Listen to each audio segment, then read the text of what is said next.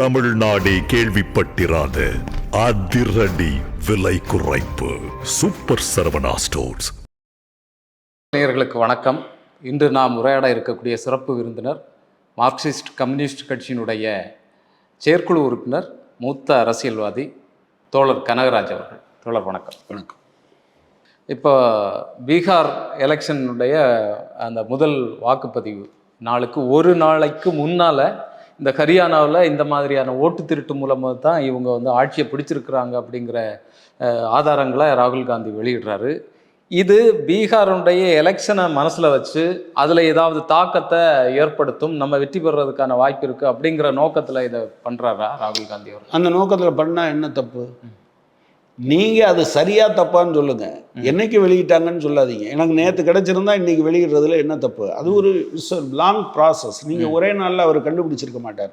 1க்கு 10 தடவை இது பண்ணியிருப்பாங்க. இந்த விஷயத்தை மக்கள் மனதில் பதிவதற்கு குறிப்பான நேரத்தை பார்த்து சொன்னார் என்பது ஒரு பிரச்சனையா, திருட்டு நடந்தது என்பது பிரச்சனையா? நீங்கள் அதைத்தான் சொல்லணும். திருட்டு நடந்தது பிரச்சனைன்னு சொன்னால் அதை பற்றி பேசுங்க, இல்லைன்னு சொன்னால் இல்லைன்னு சொல்லுங்கள். அதை விட்டுட்டு ஏன் இந்த நேரத்தில் சொன்ன அப்படிங்கிறது என்ன விதமான நிலைப்பாடுன்னு கேட்குறேன் நான். நீங்கள் பொதுவாகவே இப்போ ஆரம்பிச்சிட்டாங்க கொஞ்சம் பேர். நான் கூட இப்போ என்னுடைய நண்பர்களோடு ஒரு குழுவில் நான் விவாதிச்சுட்டு வந்தேன். அவன் என்ன கேட்குறான், உங்கள் ஏஜெண்ட் இல்லையா, நீங்கள்லாம் அப்போ தூங்க போயிருந்தீங்களா? இது என்ன பிரச்சனைனா, எஸ் காங்கிரஸ் இருந்திருப்பாங்க. இப்போ கேரளாவில் கம்யூனிஸ்டுகள் இருந்தால் தான் திருச்சூர் தொகுதியில் எங்களுக்கு நல்ல கட்டுமானம் இருக்கிற, அதாவது ஸ்தாபன கட்டமைப்பு இருக்கிற இடம் தான். திருச்சூரில் கடைசி நேரத்தில் வெளியூர்லேருந்து வாக்காளர்களை சேர்த்துருக்கான். நீங்கள் என்ன பண்ணுவீங்க? நீக்கிட்டான் சேர்த்துட்டான் ரைட்டு நல்லதுன்னு நினச்சிட்டு போவீங்க. ஃபைனல் வாக்காளர் லிஸ்ட்டில் அவன் இங்கேருந்து கொண்டாந்து திருச்சூருக்கு கேரளா முழுவதும் இருந்து கொண்டு வந்தோன்னா அவங்க ரொம்ப சாதாரணமாக சொல்லிட்டு போகிறாங்க.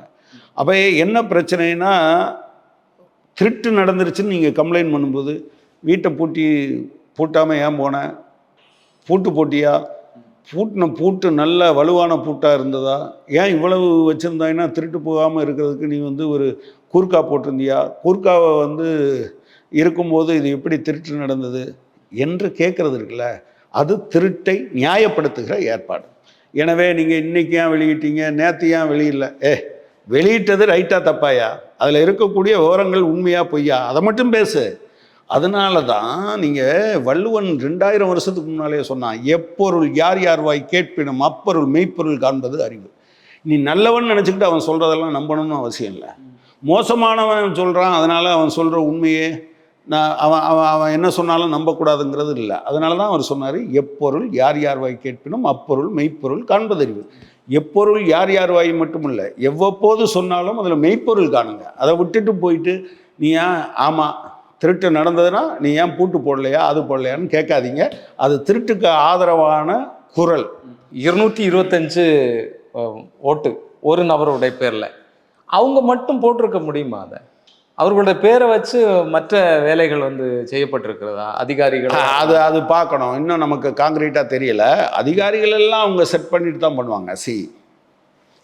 வாக்காளர் அடையாள அட்டை, அதை தாண்டி ஃபோட்டோ, அதை தாண்டி உள்ளூர் ஏஜெண்டுகள், அதை தாண்டி அதிகாரிகள், இவ்வளோ பேர் இருக்காங்க. பட் இதுக்கெல்லாம் ஒரு ஏற்பாட்டை அவங்க செஞ்சு வச்சுருப்பாங்க. அப்புறம் அதுக்கான நேரம் பார்ப்பாங்க.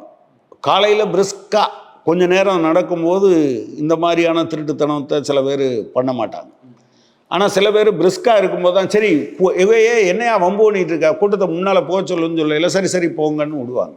அப்போ இடத்துக்கு தகுந்த மாதிரி இதையெல்லாம் அவங்க பக்காவாக பிளான் பண்ணி வைப்பாங்க. ஏன்னா 24 மணி நேரமும் 365 நாளும் ஒவ்வொரு வருடமும் அவர்கள் இதற்காக மட்டும்தான் திட்டமிடுகிறார்கள். இதில் தான் அவங்க எக்ஸ்பர்ட். உத்தரப்பிரதேசத்துலேருந்தே நிறைய இங்கே ஓட்டு போட்டிருப்பாங்க ஆயிரக்கணக்கான. அதெல்லாம் பண்ணுவாங்க. இப்போ நீங்கள் பீகார்லேயே உத்தரப்பிரதேசம் பீகார் பார்டரில் 2 பக்கத்துலேயும் ஓட்டர் கார்டு இருக்குங்கிறத அவங்க எடுத்து போட்டாங்களே. அதெல்லாம் பண்ணுவாங்க. அது டிஎன்ஏ, அது அப்படித்தான் வேலை பார்க்கும். நீங்கள் இதை கண்டுபிடிச்சிட்டிங்கன்னா அவங்க இன்னொரு விதமாக பார்ப்பாங்க. நீங்கள் தேர்தல் கமிஷன் ஒன்று தானங்க கேட்டோம். இப்போ மற்றவங்கெல்லாம் இவிஎம் மேலே சந்தேகம் அது இதெல்லாம் கேட்டாங்க. நாங்கள் என்ன சொன்னோம், ஏப்பா அந்த சந்தேகத்தையே விடு. 3 யூனிட் இருக்குது. நீங்கள் தேர்தல் இதுக்கு போனீங்கன்னா 3 யூனிட் இருக்கும். பேலட்டிங் யூனிட், அதுக்கடுத்து இப்போ இருக்கிறது விவிபேட், அதுக்கடுத்து கண்ட்ரோல் யூனிட். நாங்கள் என்ன சொன்னோம், விவிபேட்டை கடைசியில் வைங்க, கண்ட்ரோல் யூனிட்டை ரெண்டாவதாக வச்சிரு. கண்ட்ரோல் யூனிட்டில் இருந்து வர்றது தான் விவிபேட்டில் வரும், அதில் தான் ஸ்டோர் ஆகும். நீ கண்ட்ரோல் யூனிட்டை கடைசியாக வைக்கும்போது விவிபேட்டினுடைய அவுட்புட்டுக்கு பின்னால் நீ தப்பு செய்கிறதுக்கு வாய்ப்பு இருக்குல்ல அப்படின்னு சொன்னோம்.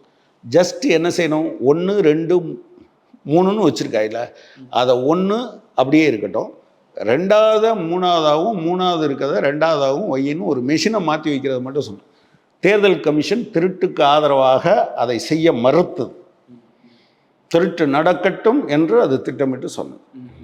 இப்போ பீகார்லேயே நிதிஷ்குமாருக்கு நிறைய நெகட்டிவ் இருக்குது, ஆன்டி இன்கம்பன்சி இருக்குது அப்படின்னு எல்லாம் பேசிகிட்டு இருக்கிறாங்க. ஆனாலும் இப்போ முதல் கட்ட வாக்கு நடக்கக்கூடிய சூழ்நிலையில் 121 தொகுதிகள், 75 தொகுதியில் என்டிஏ கூட்டணி வெற்றி பெறதுக்கான வாய்ப்பு இருக்குது அப்படிங்கிற இதெல்லாம் வெளிவந்துட்டுருக்கு. ஆனாலுமே தேஜஸ்வி யாதவ் தான் மக்கள் முதல்வர் வேட்பாளராக விரும்புகிறாங்க அப்படின்னு வேற சொல்லிட்டு இருக்கிறாங்க. இது மறுபடியும் ஒரு திருட்டுக்கான முதல் கட்ட இதாக. ஆமாம், போன தடவையே 2 பேருக்குமான வாக்கு சதவீதம் 37.26 37.23 தான் மகாகத்பந்தன் கம்மியாக வாங்கிச்சு. அதுவும் நீங்கள் 18 மணி நேரம் எண்ண பிறகு திரும்ப மாற்றி எண்ண பிறகு தான் இது வந்தது. இல்லைன்னா அவங்க வெற்றி பெற்றிருப்பாங்க. ஸோ இவங்க மனநிலையை மாற்றுவது, தேஜஸ்வி யாதவுக்கு நம்பர் 1 பிளேஸும், ஆனால் எதிர்த்தாப்பில் இருக்கவர் வெற்றி பெறுவார்னு சொல்கிறது எவ்வளோ பைத்தியக்காரத்தனமான இது. அப்போ என்னன்னா, அவங்களுக்கு தேஜஸ்வி யாதவை அவங்க ஏற்றுக்கொள்கிறாங்க, மக்கள் ஏற்றுக்கொள்கிற மனநிலை வந்துட்டாங்கன்னு சொன்னோன்னே அதை விட்டுட்டு நீங்கள் 75 சீட்டு ஜெயிப்போம்னு சொல்லிட்டு அன்னைக்கே கரெக்டாக அவங்க சொன்னாங்க தெரியுமா, அவங்க சும்மாவாக சொல்லியிருப்பாங்க அப்படின்னு. இவங்க தானே 400 சீட்டுன்னு சொன்னாங்க. நீங்கள் அதை யோசிச்சு பாருங்கள், 400 சீட்டுன்னு சொன்னது இவங்க தானே. ஜெயிச்சாங்களா? பழைய சீட்டை தக்க வைக்க முடிஞ்சதா? மெஜாரிட்டியாவது எடுக்க முடிஞ்சதா? இல்லை. அப்புறம் எந்த தைரியத்தில் 400 சீட்டுன்னு சொன்னாங்க? தேர்தல் கமிஷன் கையில் இருக்குது, திருட்டுத்தனம் கையில் இருக்குங்கிறதுல தான் அவங்க சொன்னாங்க. இல்லை, இந்த அளவுக்கு குளறுபடி தகுடு தத்த வேலைகள் எல்லாம் பண்ண பிறகும் இவ்வளவு குறைவான எண்ணிக்கையில் தான் வாக்கு வித்தியாசத்தில் தான் அவங்க வெற்றியை ஈட்டுறாங்க. இப்போ இங்கே நமக்கு பீகாரை பொறுத்தளவில் 47 லட்சம் வாக்காளர்களை நீக்கி இருக்கிறாங்க. அது வேற ஏகப்பட்ட குளறுபடிகள். நீங்கள் சொல்கிற மாதிரி ஒரு அட்ரஸ்லேயே 500க்கும் மேற்பட்ட வாக்குகள், இரட்டிப்பு வாக்குகள், இதெல்லாமே இருக்குது. அப்போ இந்த கணக்குகள் எல்லாம் பண்ணி நம்ம தான் வெற்றி பெறுவோம் அப்படின்னு சொல்லி ஒரு ஏம்ல தான் அவங்க போயிட்டு இருக்கிறாங்களா பீகார் எலெக்ஷன்ல? எல்லா இடத்துலையுமே அவங்க அதை விட மக்கள் சக்தியை விட இதைத்தான் நம்புவார்கள். நீங்கள் மறந்துடவே செய்யாது. Take it from me. போன நாடாளுமன்ற தேர்தலுக்கு முன்னால் காங்கிரஸ் கட்சியினுடைய கணக்கை முடக்கிட்டாங்க. போன நாடாளுமன்ற தேர்தலுக்கு முன்னால் கேரளாவில் கம்யூனிஸ்ட் கட்சியினுடைய ஒரு பகுதி கணக்கை முடக்கிட்டாங்க. நீங்கள் பணம் எடுக்க முடியாமல் பண்ணுவாங்க. போன நாடாளுமன்ற தேர்தலுக்கு முன்னால் ஹேமந்த் சோரனை பிடிச்சி உள்ளே போட்டாங்க ஒரு 1.5 மாதம். போன நாடாளுமன்ற தேர்தலுக்கு முன்னாலேயும் டெல்லி சட்டமன்ற தேர்தலுக்கு முன்னாலேயும் அரவிந்த் கெஜ்ரிவாலை பிடிச்சி உள்ளே போட்டாங்க. சஞ்சய் சிங்னு ஒருத்தர் மேலே குற்றம் சுமத்தி 1.5 வருடம் ஜெயிலில் இருந்தார். அவர் மேலே எந்த குற்றச்சாட்டும் இல்லைன்னு அப்புறம் வந்துருச்சு. என்ன பண்ணுவீங்க நீங்கள் ஒரு பக்கம் யோக்கியம்னு ஒரு ஒரு தப்பு செய்யாதவங்களையும் பிடிச்சி உள்ளே போடுறது, இன்னொரு பக்கம் தப்பு செஞ்சவனை தன்னோட சேர்த்துக்கிட்டு அல்லது தப்பு செஞ்சவன்னு சொல்லி அவனை பயமுறுத்தி அஜித் பவார் மாதிரி தன்னுடைய கூட்டணியில் சேர்ந்துக்கிறது. வெட்கமே இல்லையே? மாவாட்டுவான்னு சொன்ன ஒரு ஆளோட நீங்கள் 2 பேரும் கட்டி பிடிச்சி கொஞ்சம் குழாவிக்கிட்டு இருக்கிறதுக்கு உங்களுக்கு வெட்கம் இல்லை. ஏக்நாத் சிண்டே தான் முதலமைச்சர்னு சொல்லிட்டு தேர்தலுக்கு பின்னால் மாற்றுறதுல உங்களுக்கு வெட்கம் இல்லை. நீங்கள் பேசுகிறது எதையும் நம்ப வேண்டும் என்கிற அவசியம் எதுவும் கிடையாது. ஆனாலும் கூட இவ்வளவும் சொல்லி செய்யலைங்கிறதுனால தான் அவங்க நேரடியாக வாக்குகளை திருடுகிறார்கள், வெற்றிகளை திருடுகிறார்கள். இப்போ பீகாரை பொறுத்தளவில் அங்கேருந்து வரக்கூடிய சோசியல் மீடியா இதெல்லாம் நம்ம பார்க்குறோம். பல இடங்களில் பிஜேபி ஓட்டு கேட்க போகிறவங்கள மக்களை அடித்து விரட்டக்கூடியது மாதிரியான காட்சிகள்லாம் வருது. அது எந்த அளவுக்கு உண்மை அப்படிங்கிறது தெரியல. ஆனால் கள நிலவரம் மகா கட்பந்தன் கூட்டணிக்கு சாதகமாக இருக்கிறதாக பொதுவாக சொல்லப்படுது. ஆனால் சில மீடியாக்கள் என்டிஏ வர்றதுக்கான வாய்ப்பு இருக்குது, 160க்கும் மேற்பட்ட சீட்டுகள் வரும் அப்படின்னு சொல்லி ஒரு பக்கம் சொல்கிறாங்க. இது நிச்சயமாக வாழ்வாச்சாவாங்கிற போராட்டம் பிஜேபிக்கு. இதை எந்த விலை கொடுத்தாவது வெற்றி பெறுவதற்கான முயற்சிகளை வந்து பிஜேபி செய்யும். ஏங்க,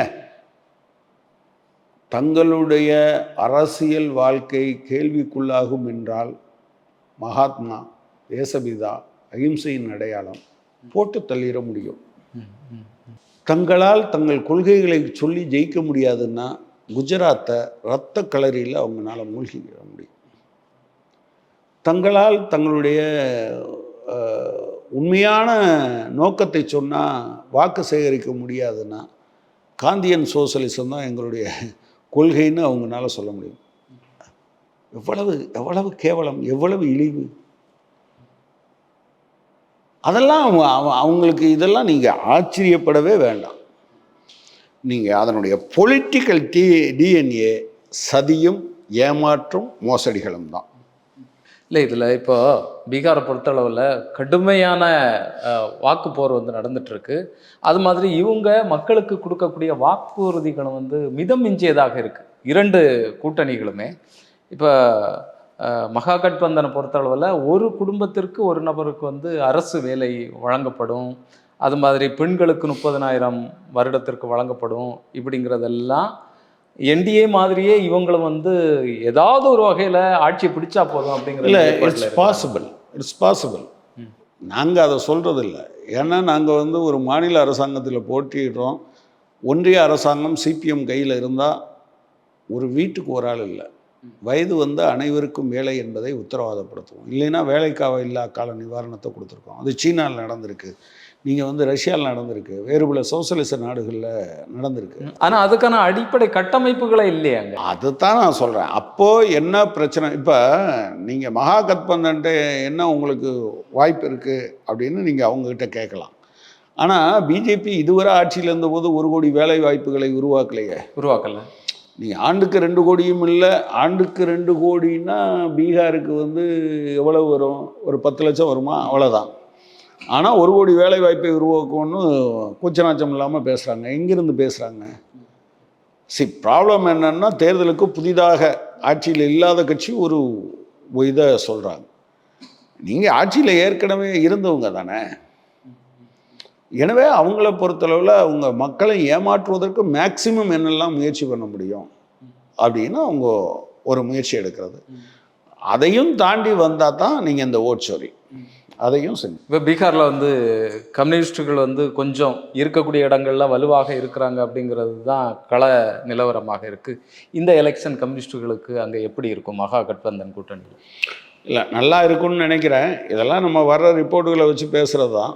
பட் அடிப்படையில் நான் இப்போவும் சொல்கிறேன், நேர்மையாக தேர்தல் நடத்தி அங்கே இருக்கக்கூடிய 243 தொகுதியிலும் பிஜேபி வெற்றி பெற்றால் எனக்கு ஆட்சேபனை இல்லை. நேர்மையாக நடந்து இல்லை, இடதுசாரிகள் வேண்டாம், மகாகட்பந்தன் வேண்டாம், காங்கிரஸ் வேண்டாம், ஆர்ஜேடி வேண்டாம்னு சொல்லி மக்கள் தேர்ந்தெடுத்தால் அதை யார் என்ன செய்ய முடியும்? ஆனால் திருட்டுத்தனமாக ஒரு ஓட்டை, அது தேர்தலில் பாதிப்பை ஏற்படுத்தலையோ, ஒரு ஓட்டை திருடினால் கூட அது அயோக்கியத்தனம், அதை அனுமதிக்கக்கூடாது. மகாகட்பந்தன் கட்சிகள் இன்னைக்கு மட்டும் இல்லை, 18 மணி நேரம் என்ற வரைக்கும் காத்துக்கிட்டு இருந்த மாதிரிலாம் இருக்கக்கூடாது. அப்படி இருந்தால் மட்டும்தான் தேசத்தை காப்பாற்ற முடியும். உங்களுடைய கருத்துக்களுக்கும் நேரத்திற்கும் நன்றி.